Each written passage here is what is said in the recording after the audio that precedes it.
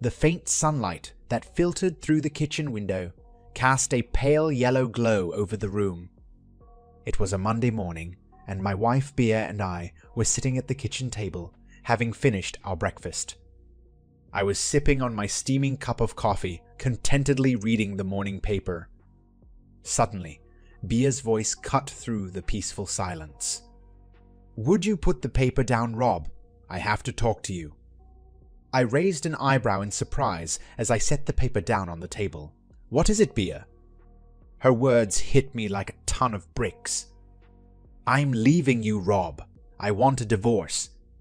For a moment, I couldn't believe what I was hearing, but then it all made sense. The past year had been strained for us, full of arguments and unspoken grievances. "Is that all?" I asked nonchalantly, picking the paper back up and flipping to the sports section. Bea's face turned red with anger and frustration. "I'm serious, Rob." Ignoring her, I continued to read about last night's game. "Damn it, Rob, put that fucking paper down and talk to me." My eyes flicked up to meet hers, before returning to the newspaper. "Why bother? There's nothing left to say except goodbye. You haven't been much of a wife for over a year now anyway, so go." And with that, I let my newspaper shield me from any further conversation. I gently set the paper down on the kitchen table, my hands trembling with anger. Without even looking at Beatrice, I grumbled, "Give me just a second." I pushed myself up from the table and made my way to the home office, my steps heavy with frustration. I reached for the pen and pad of paper that sat atop my cluttered desk, pulling out an envelope from one of the drawers. Returning to the kitchen, I plopped back into my chair and began furiously scribbling on the top sheet of paper. "Tom, thank you, thank you, thank you, and thank God she is gone."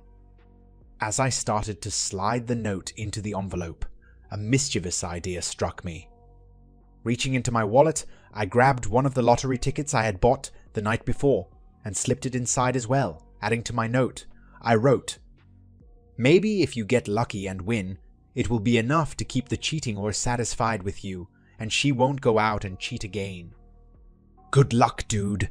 You are going to need it." Satisfied with my revenge plan, I signed off with a very thankful Rob. With purposeful folds, I tucked the page into its sleeve and sealed the envelope shut. Handing it over to Beatrice with a cold glare, I instructed her, "When you see him, give him this." She took it hesitantly, her face contorting in shock. "You know," she stammered. "Just because you think I'm clueless doesn't make it so," I retorted. "On second thought," I said as I snatched the envelope back from her grasp, "I'll mail it to him myself. I don't trust you not to open it up, read it, and then throw it away like everything else in our marriage."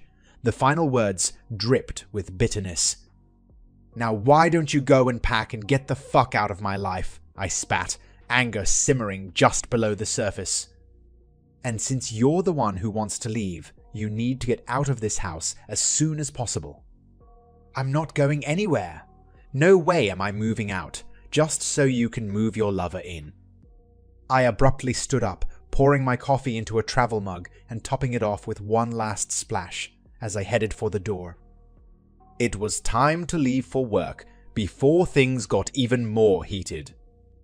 On my way to work, I made a detour to the bank where I swiftly closed out our joint savings and checking accounts, as well as retrieving the contents from our safe deposit box. With determination in my steps, I then headed to a different bank, closer to my workplace, where I opened new accounts solely under my name.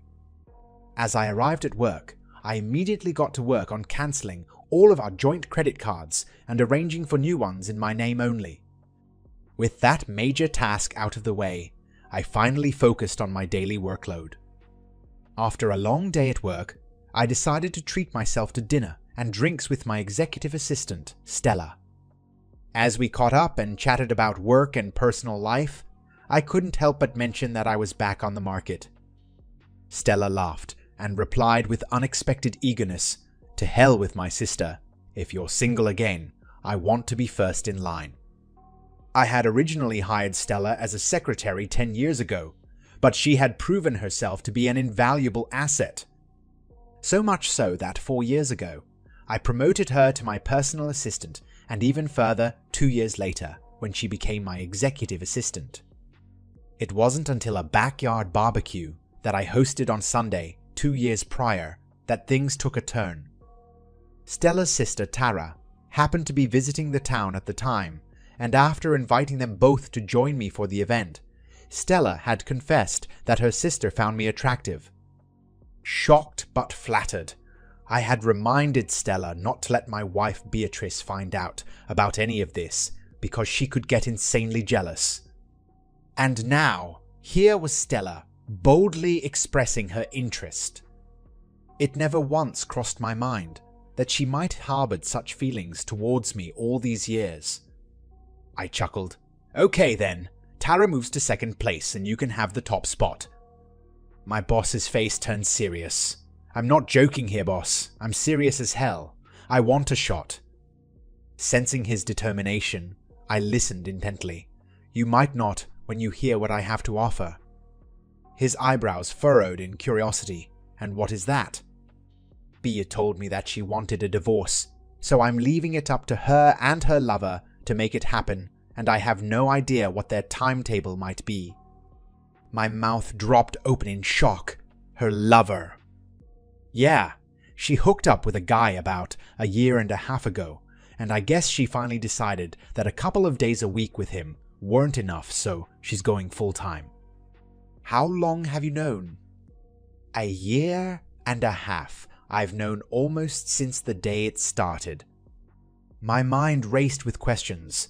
How could you know that? She was seen by a friend of mine going into a motel room with a man, and she gave me a call. I put a private detective on Bea for a week, and he got me all that I needed to know. My disbelief turned into anger. A year and a half, and you did nothing about it. What was there to do? Get all confrontational about it and turn my life upside down? This state is no fault. Everything would have to be split 50 by 50, and I would have had to sell the house and split the proceeds with her. I would have had to give up the pool, the hot tub, my woodworking shop, and my 3-car garage, and move into an apartment somewhere. No, thank you. I decided to just ignore it and let her cook for me, do my laundry, and clean the house. My boss's voice dripped with resignation and bitterness. The accusation hung heavy between them like a dark cloud, casting a shadow over their conversation. How could you stand being around her knowing that she was cheating on you? The words were sharp and laced with disbelief. You would be surprised at how quickly love can turn into hate, and then hate turn into indifference. His voice was bitter and resigned, as if he had accepted this painful truth long ago. I can't believe that a healthy guy like you could go a year and a half without sex. Her voice held a mix of curiosity and concern. I didn't go without. As long as Bea still offered, I still took, but the frequency did drop some. I wouldn't touch her on the days I knew that she had been with him. He trailed off, his jaw clenching at the thought. You have any idea of why she did it? She asked, her eyes searching his face for any signs of understanding. Not a clue, but he probably wasn't the first one. His tone was bitter and filled with resentment. You think she has had other lovers? She couldn't hide the shock in her voice. I have no way of knowing for sure, but what I do know is that in the 10 years we have been married, she has gone into a certain sort of mood 4 times that I can remember.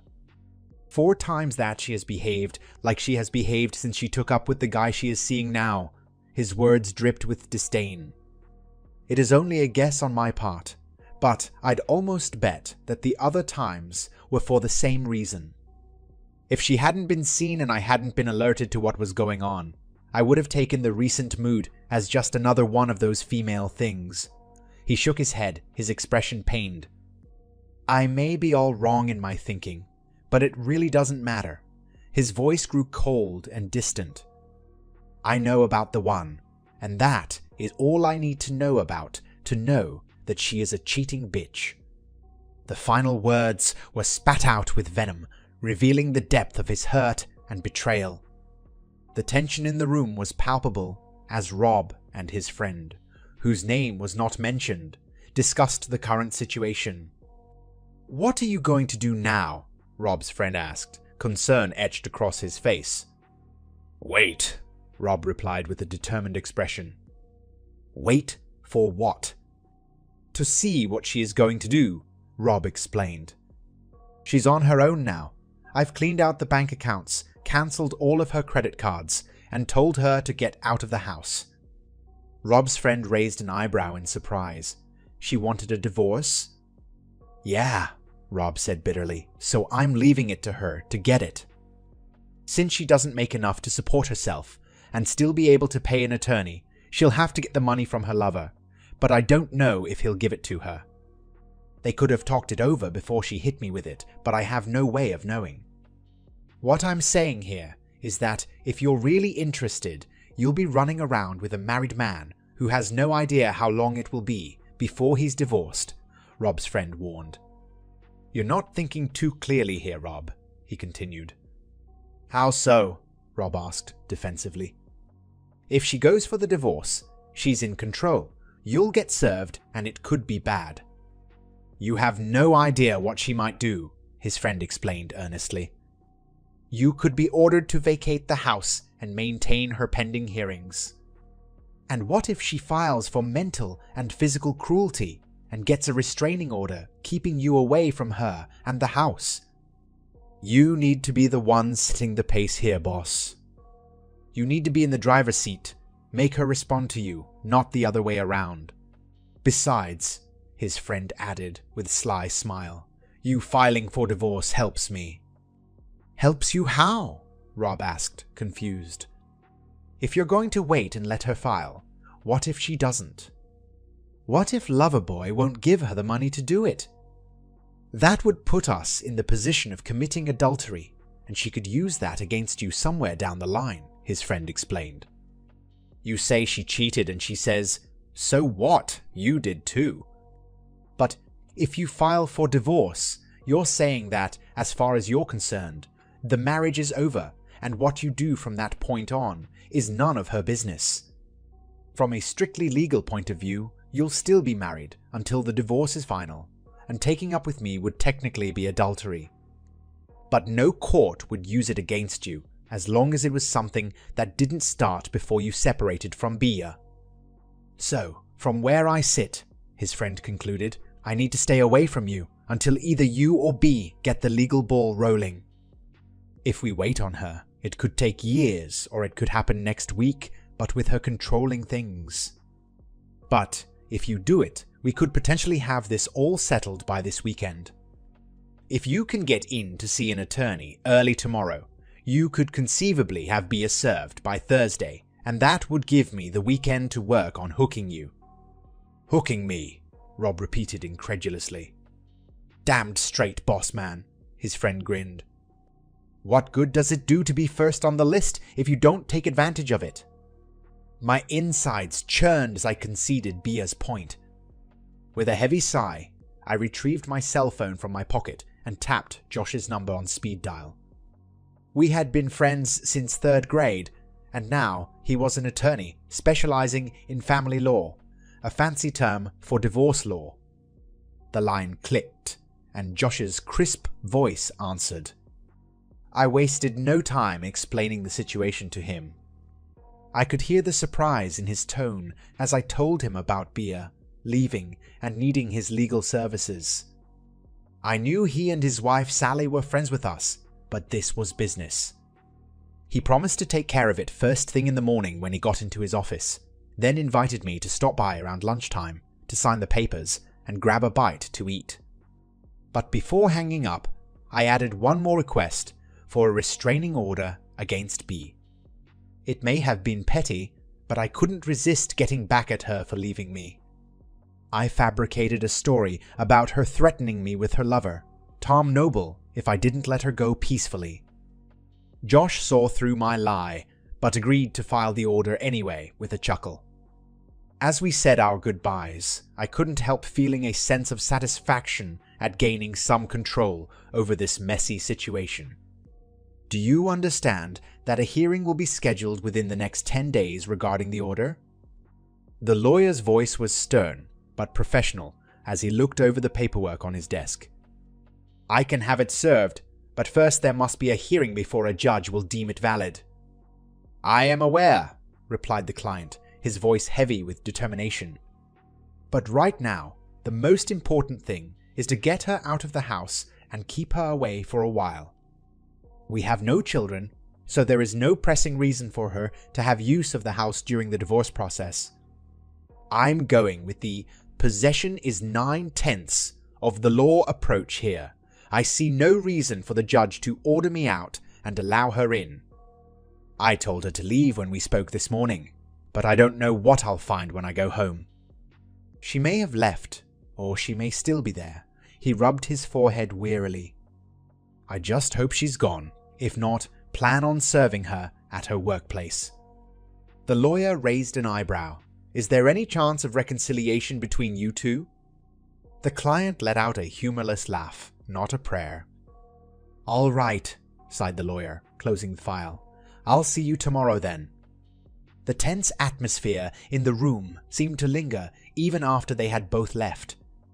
As the call disconnected, I turned to Stella across the table and asked with anticipation, "What do you have in store for me this weekend?" Her ideas sounded intriguing, and I couldn't wait to see what she had planned. When I arrived home, Bia was sitting at the kitchen table, surrounded by papers in disarray. I grabbed a beer from the icebox and asked, "Why are you still here?" She looked up at me with a fire in her eyes and replied coolly, "It's still my house too. I'll stay until I find another place, and if you don't want me around, feel free to leave." "And let you move your lover in? Not on your life." Her words stung like a slap, but I refused to back down. "You need to sit down so we can discuss our next steps," she insisted. But I shook my head stubbornly and retorted, "No, we aren't going to do anything. You told me you wanted a divorce, so it's on you to make it happen. You get the lawyer, file the paperwork, and pay all the fees. And as for splitting our assets, I'll fight you every step of the way. We live in a no-fault state, so everything gets divided equally, and trust me, I'll drag out this process just to make sure your lawyer bills keep piling up." My voice grew louder with each word, anger fueling my resolve. "You want the coffee table? Well, guess what? So do I. And that sofa. Sorry, Bia, but it holds too much sentimental value for me to give up without a fight." Bia's expression softened slightly as she asked, "Why does any of this matter to you? You didn't even seem upset when I told you I wanted a divorce. All you said was pack your bags and go." "That was before I had time to truly think about it," I replied honestly. With a deep breath, I met her gaze and took a chance. "I let you slide the first 3 times because you always came back. I loved you enough to keep quiet and forgive you because I believed in us." Her eyes flickered away from mine when I mentioned the first 3 times, confirming my suspicions. I continued, my voice growing harder. "I don't know why I put up with it, but I did. Maybe I thought I had done something to anger you, or maybe I was just so desperate for your love that I was willing to overlook your infidelity. But when you ended things with Noble, I naively thought it was because you finally realized how much you truly loved me and wanted to make things right." I couldn't even look at her anymore, as the flood of realization hit me like a wave. The bullshit was already seeping into my shoes. But now, looking back, I see that this is just who you are. A low-life, cheating slut who will never be satisfied with one person.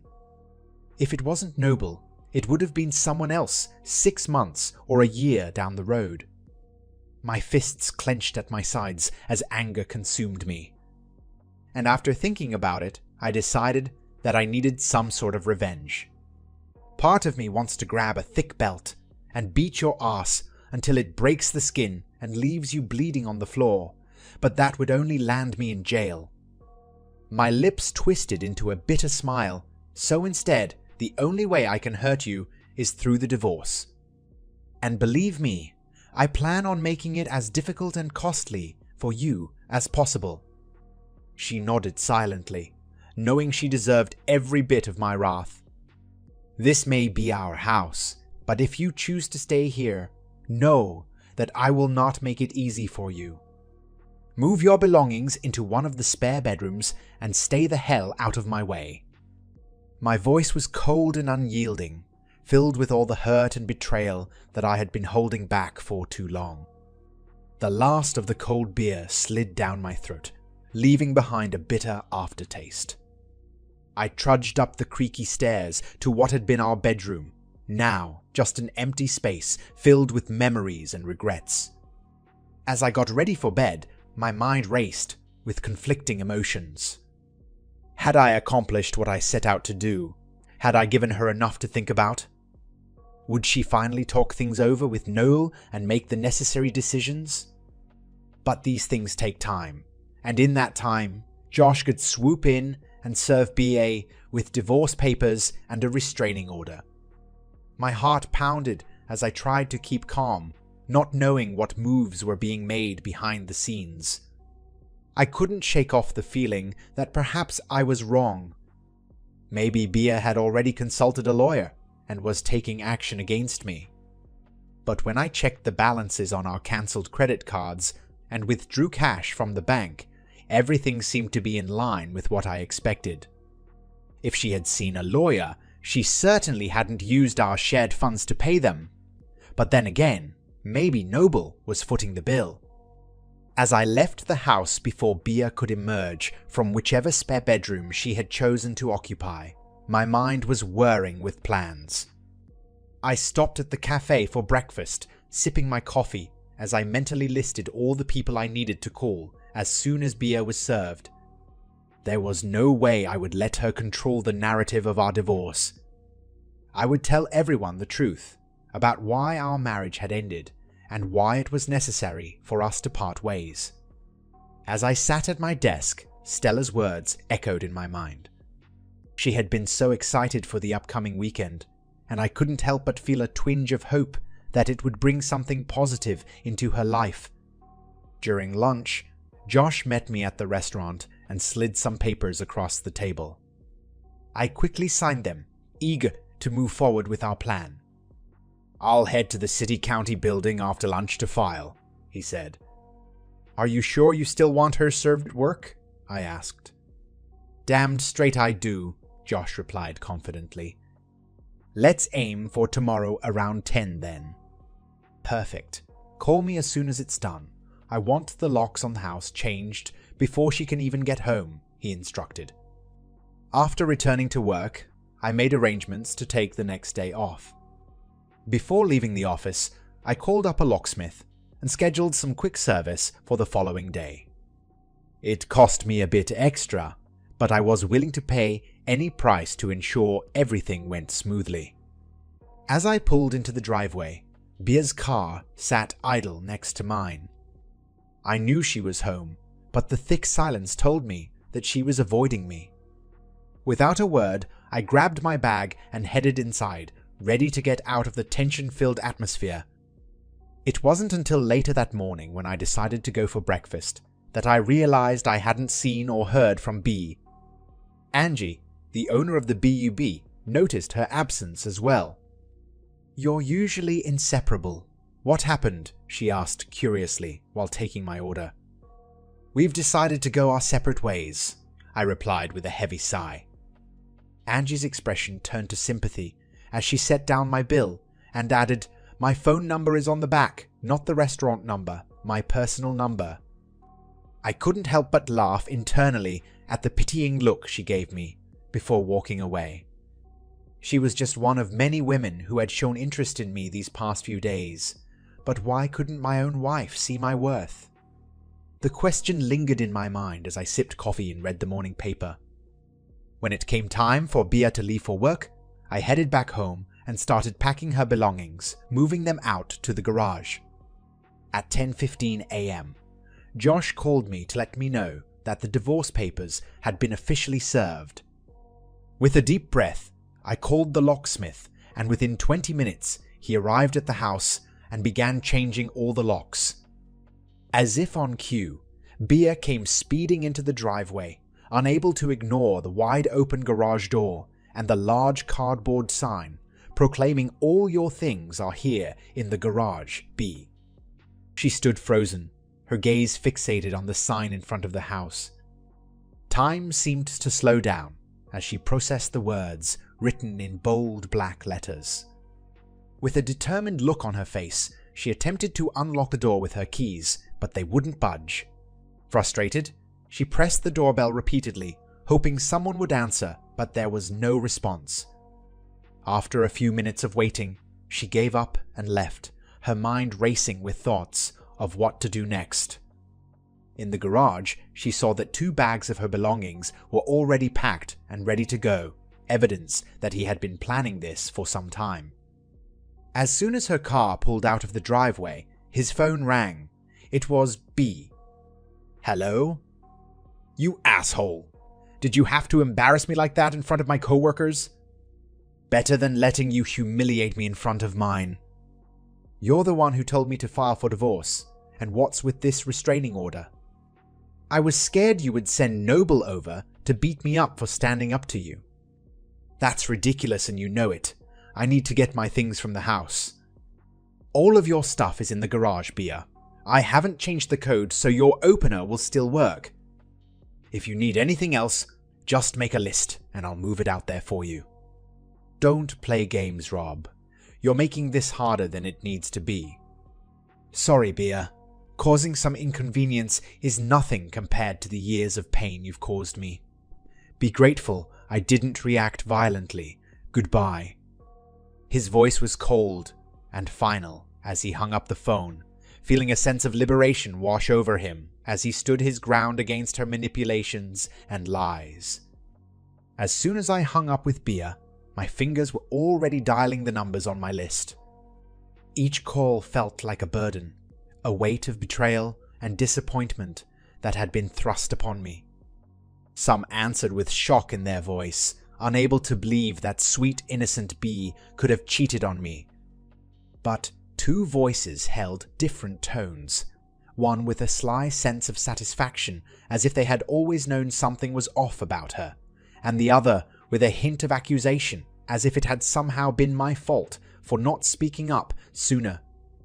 Those conversations were quick and easy, almost like ripping off a band-aid. But there were 2 names on my list that I dreaded calling the most: BA's parents.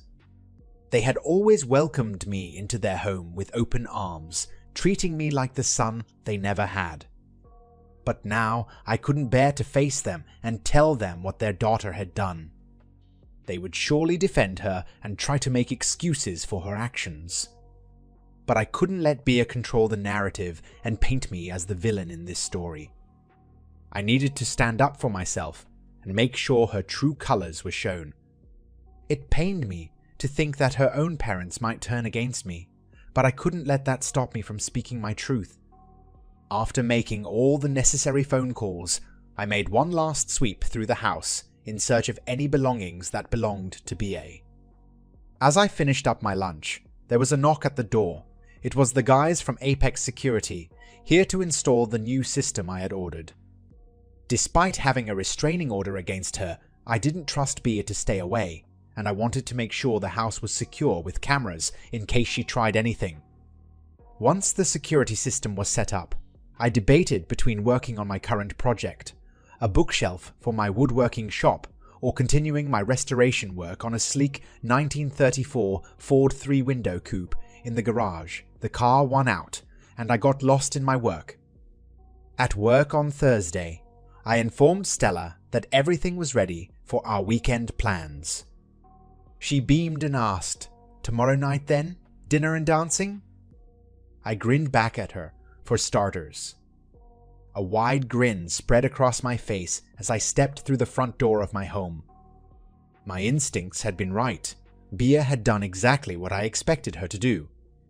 She must have used her garage door opener to gain access, and then forcibly entered through the connecting door from the garage. The once pristine kitchen was now a mess, with broken dishes and shattered glasses scattered across the floor. As I made my way into the living room, I couldn't help but let out a chuckle at the sight before me. Several lamps lay in pieces on the ground, evidence of Bia's destructive rampage. But the real cherry on top was when I reviewed the footage from my security cameras. There it was, plain as day. Bia had taken all of my clothes out of the closet, thrown them onto the floor, and then squatted over them, urinating in a fit of rage. As grotesque as it was, I couldn't help but smile, knowing that this act of malice would be used against her in court.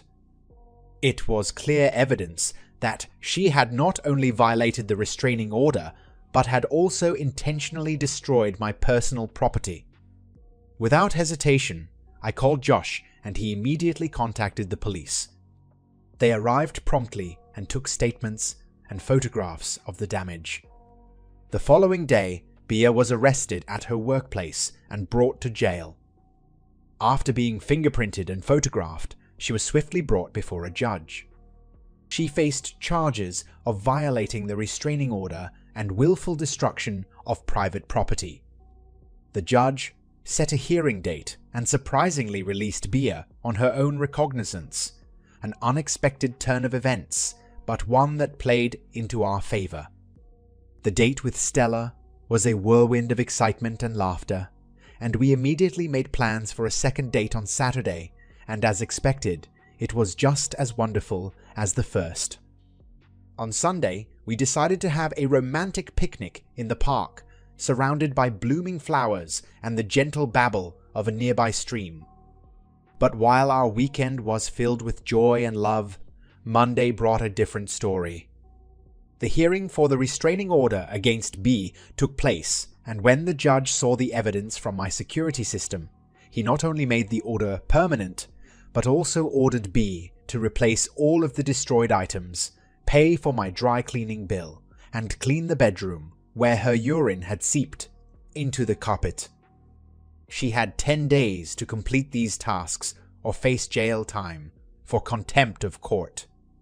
Feeling vindictive, I purposely hired the most expensive cleaning company available to carry out the work. But to my disappointment, Bia actually managed to come up with the money to fulfill the judge's orders. I couldn't help but feel let down. Part of me was hoping she would be punished for her actions. The following 2 weeks glided by, filled with frequent dates and occasional kissing that left us both breathless. Yet, there was always a lingering discomfort between us due to my status as a married man. We both knew we were approaching a point where things would become serious. Bia didn't put up a fight in the divorce proceedings, and after 6 months, it was finalized. The standard no-fault agreement split everything evenly between us, including the house which I refinanced and bought out her share. I came out on top in the deal, having saved money separately for years towards a surprise around the world trip planned for our 20th anniversary.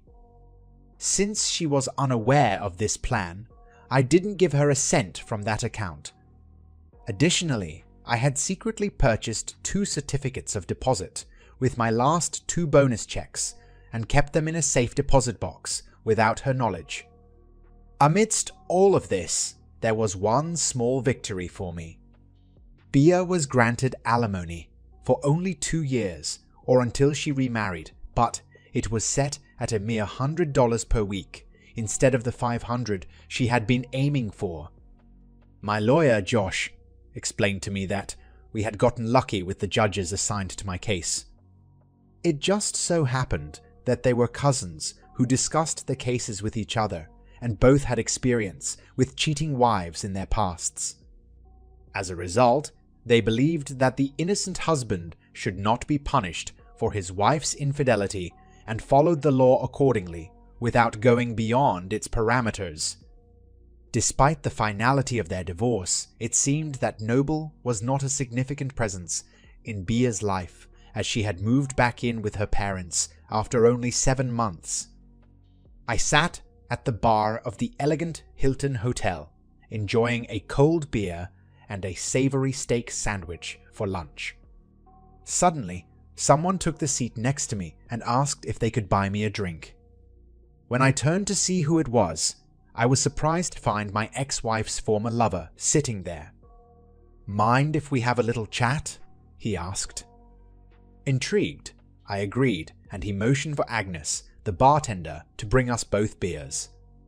As she set them down on the counter, he took a long swig from his bottle before setting it down and absent-mindedly peeling off the label.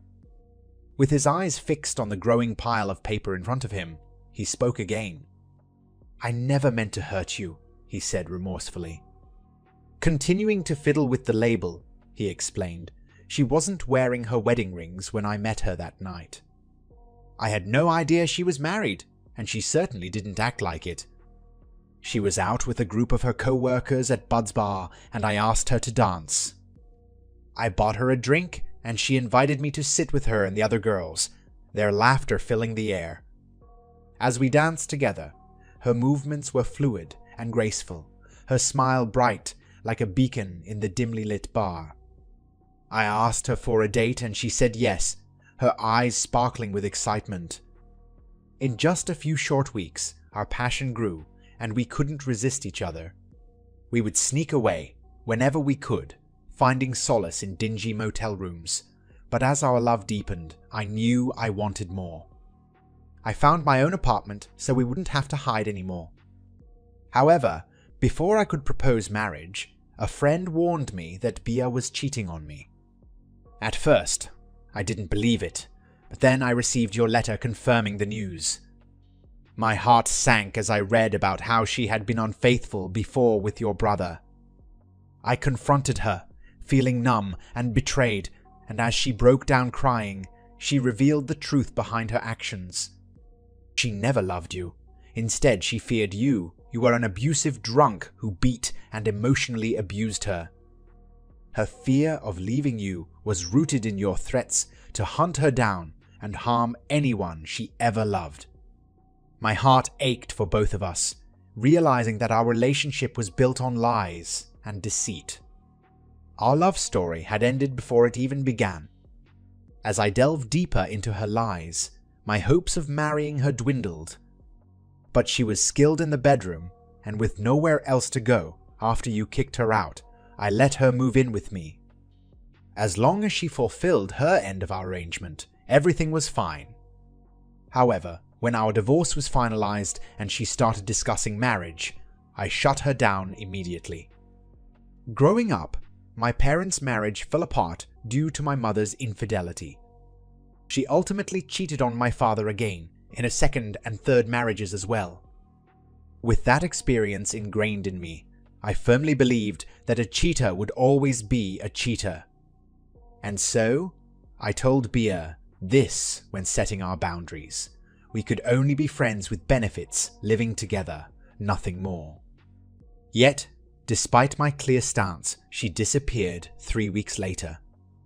Taking another swig of his beer, he continued, "I heard rumors that you were aware of our affair all along. Why did you tolerate it and not file for divorce?" As he took another pull of his beer, the man's words hung heavy in the tense air between us. "You said it yourself," he finally spoke, his voice gruff with emotion. "She was damned good pussy." I could feel my own face grow hot with anger as he continued to explain how he had taken her for granted, thinking only of himself and his own needs. But now, without her in his bed, he realized just how much he missed her. With a heavy sigh, the man finished off his beer and stood up abruptly, reaching into his pocket and setting something on the bar before sliding it over to me. I couldn't help but ask what it was. "That lottery ticket you gave me. It was a winner." "That's your half," he muttered, avoiding eye contact. "I waited until now to give it to you so you wouldn't have to give her half in the divorce." My heart raced as I picked up the object and examined it. It was a cashier's check for a large amount. A very, very large amount. As I made my way back to the office, my personnel assistant, John, commented on my demeanor, asking if lunch had been that good. But as I sat at my desk, staring at the check in front of me, I couldn't help but think about Stella. Not just as an employee or a cook and cleaner, but as the woman who was now painting the nursery for our twins at home.